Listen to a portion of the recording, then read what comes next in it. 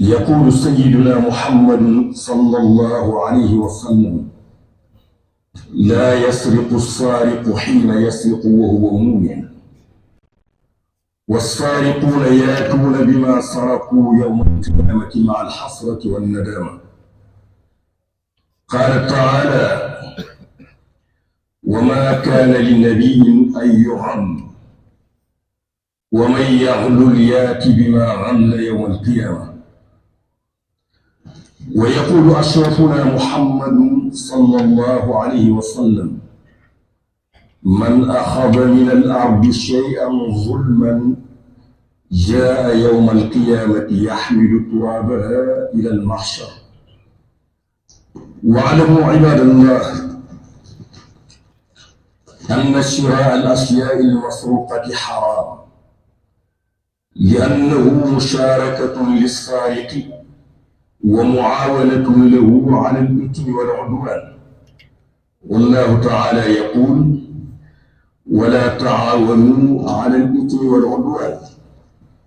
يا عباد الله، إن من شر الأموال المحرمة الربا، قليلها وكثيرها. ففي الحديث الشريف: إذا ظهر الربا والزنا في قرية فقد أحلوا بأنفسهم عذاب الله. ومنها أيضا الرشوة والقمار والأموال المكتسبة بالغش والخداع، وكذلك أيضا الغش في الميزان. ومنها عباد الله أكل أموال اليتامى والاتجار بالمحرمات كالخمر والمخدرات والدخان، والأموال المكتسبة من التصور دون الحاجة لذلك. ففي الحديث الشريف: من سأل من غير فقر فكأنما يأكل الجمر. أيها الأحبة، إن الله عز وجل سائلنا ومحاسبنا عن أموالنا، من أين اكتسبناها وفيما أنفقناها، كما بين ذلك نبينا محمد صلى الله عليه وسلم. فاتقوا الله واجتنبوا المال الحرام، وأنفقوا أموالكم في طاعة ذي الجلال والإكرام، واتقوا يوما ترجعون فيه إلى الله ثم توفى كل نفس ما كسبت وهم لا يظلمون.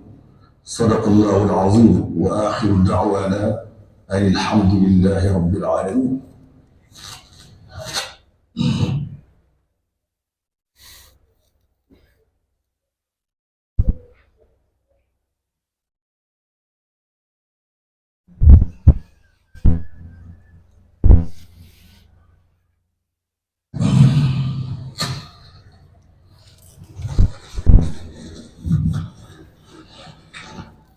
الحمد لله الذي رزقنا بالطيبات وعصمنا من أكل المحرمات، وألهمنا الشكر على النعم والخيرات.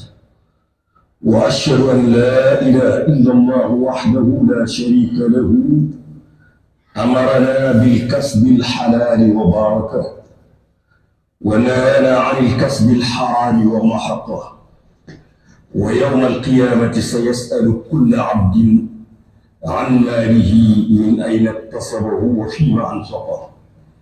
وأشهد أن محمدًا عبده ورسوله حذرنا من المال الحرام، وبين أنه سبيل جهنم وبئس المقام. اللهم صل وسلم وبارك على سيدنا محمد وعلى آله وأصحابه وأتباعه الكرام. عباد الله، المال مال الله سخره لنا لنتمتع به في الحياة، والله تبارك وتعالى يريدنا أن نكسب المال بالحلال حسب أوامره.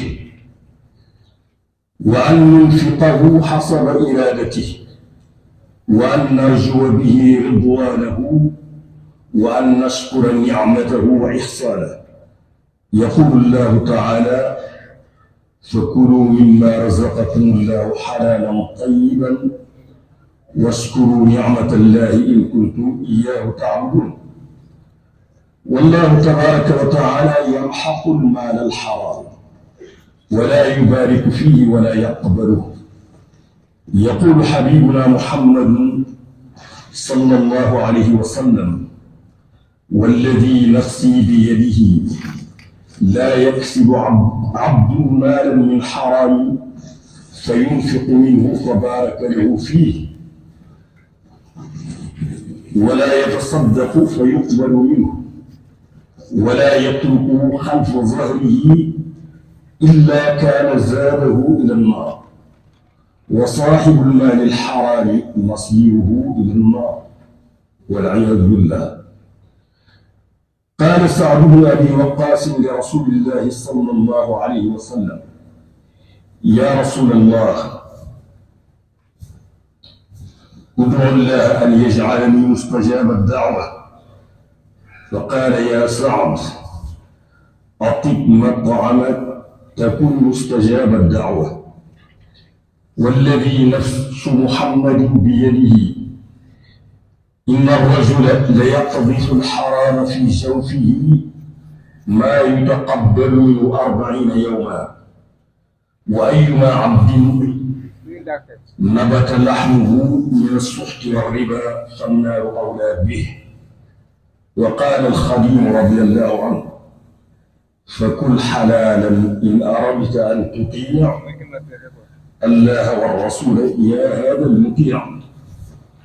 عباد الله، لا ننسى أبدا في هذه الساعة العظيمة أن نتضرع إلى المولى العلي القدير داعين له أن يسبغ رحماته ورضوانه على صاحبة هذه الروضة العظيمة ساكنة هذه البقعة المباركة السيدة الكريمة جارة الله التي استحقت هذا اللقب الجميل بفضل تمسكها القوي بتعاليم الدين، فكانت رحمها الله ورضي عنها مثالا للصبر والتقوى والعبادة والإحسان. وقد صدق الشاعر القائل في حقها: مجاهدة قد جاهدت طول عمرها وأدت حقوق الدين من دون مرية، صبور كذا صديقة وتقية، كثيرة صوم مع صلاة وتوبة. إن في ذلك لعبرة للمؤمنين لنعلم أن العاقبة للمتقين، وأن الله لا يضيع أجر من أحسن عملا. waxtu yi ñu toll day waxtu yu tedd di waxtu yu tey yu barkeel, luñ ci ñaan suñu borom mu defal na ko. maa ngi tàllal samay loxo suñu borom ginnaaw ba ma ko torox lu le ñaan ko ci baaxut Sëriñ Tuubaa ci barkeb borom barab bu tedd bii, di ñaan ko dégg sama kàddu yi ma gunge ma ci ñaan googu.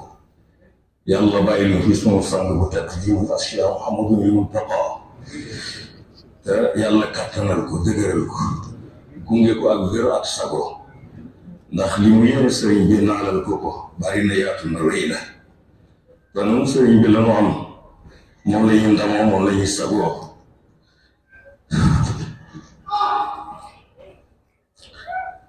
naal yi bari na li mu sëmbal sëriñ bi ca Tuubaa doon ndigalal Sëriñ Tuubaa loo xam ne moom la fi bàyyi, noonu mooy yëpp nañ ko ci gunge ci biir ak ci biti, te ñaanal ko yàlla itam gërëmul sëriñ bi gën a dotti ko ci moom, ndax loolu rek la soxla wut leneen. yàlla mën na ko, yàlla na ko yàlla defal.